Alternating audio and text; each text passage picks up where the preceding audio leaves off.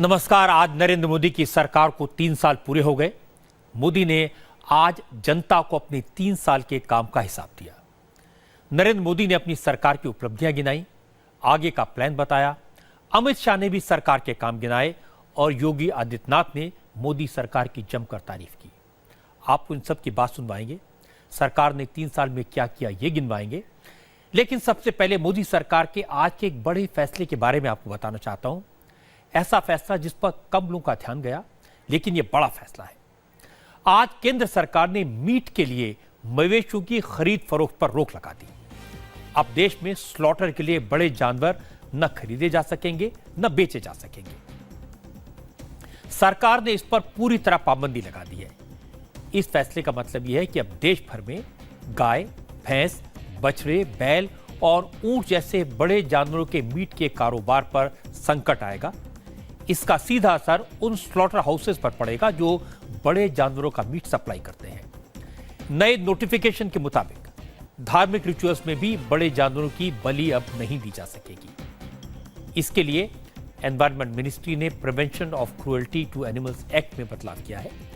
Act में क्या बदलाव हुए, इसका मतलब क्या है, इसकी पूरी डिटेल्स हमारे संवाददाता अभिषेक उपाध्याय के पास है, उनसे सुनते हैं। पर्यावरण मंत्रालय के इस नए नोटिफिकेशन से देश में मीट के कारोबार में आमूल चूल बदलाव होने की आशंका जताई जा रही है।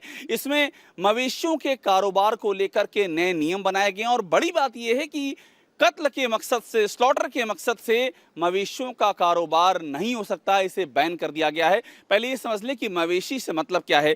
इसमें जो सेक्शन 2 है इस नोटिफिकेशन का, उसमें परिभाषाएं दी हुई हैं और इस परिभाषा में साफ तौर पर लिखा हुआ है कि मवेशी का मतलब गो जातीय पशु, और इसमें गाय, भैंस, बछवा, सांड, बैल और यहाँ तक कि ऊँटनी का भी जिक्र है। ये वे पशु हैं जिनका कारोबार कत्ल के मकसद से, स्लॉटर के मकसद से, कसाई खाने में ले जाने के मकसद से कतई नहीं हो सकता है। और एक अहम बात यह है कि हम अगला जो इसमें अगला हिस्सा है सेक्शन, इस नोटिफिकेशन का सेक्शन 22, उसमें देखेंगे तो यहाँ साफ लिखा हुआ है कि स्लॉटर के पर्पज से, कत्ल के पर्पज से, मकसद से हम किसी भी जानवर का क्रय विक्रय नहीं हो सकता है। और साथ में यह भी लिखा हुआ कि रिलीजियस पर्पस, यानी कि जो धार्मिक मकसद से, मजहबी मकसद से भी किसी भी जानवर की बलि नहीं चढ़ाई जा सकती है।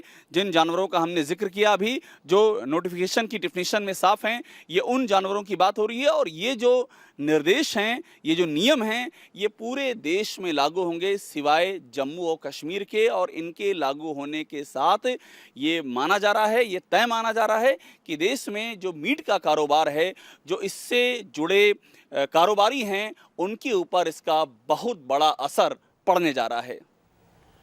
असल में देश भर में जानवरों के बाजार लगते हैं, जहां गाय, भैंस जैसे बड़े जानवर इन मंडियों में खरीदे और बेचे जाते हैं।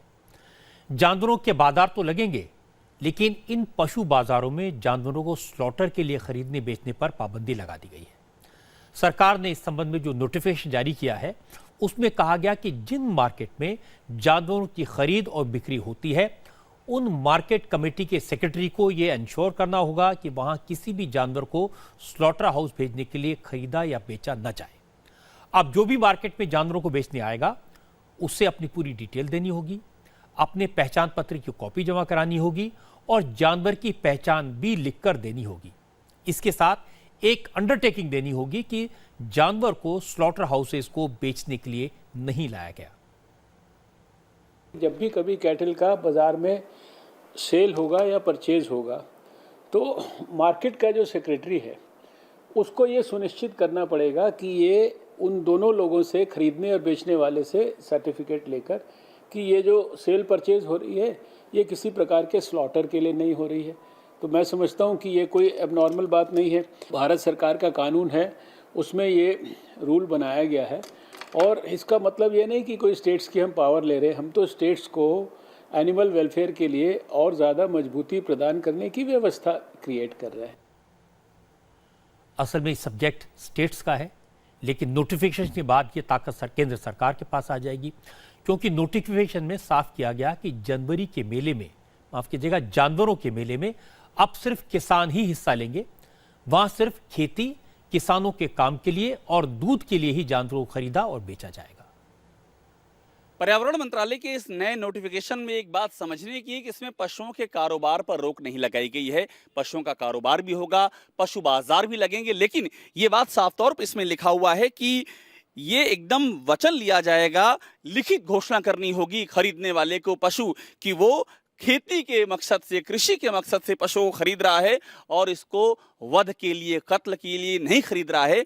ये उसे लिखित घोषणा करनी होगी और बाकायदा इसमें लिखा हुआ है कि एक पशु बाजार समिति होगी और ये पशु बाजार समिति ये मॉनिटरिंग करेगी इस बात की कि जो घोषणा की जा रही है इसमें कितना दम है, इसके साक्ष्य क्या हैं।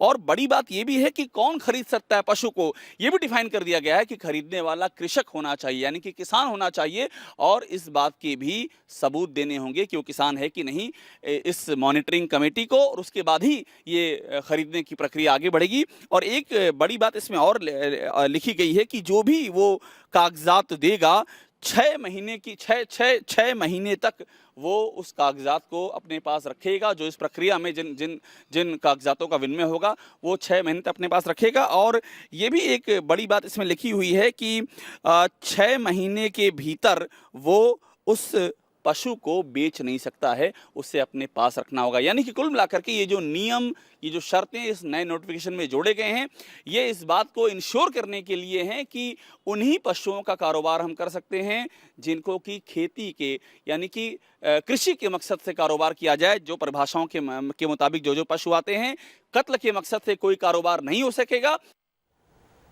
इस नए कानून में बड़ी बारीकी से काम किया गया है, एक एक प्रॉब्लम को समझा गया है। जैसे राज्य सरकारों के सामने एक बड़ी प्रॉब्लम थी, इंटरस्टेट गैंग काम करते थे जो बड़े जानवरों को दूसरे राज्य में ले जाकर काटते थे। अब इन पर रोक लगेगी। इंटरस्टेट जानवरों की तस्करी को रोकने के लिए जो नया नियम बना है उसके मुताबिक राज्यों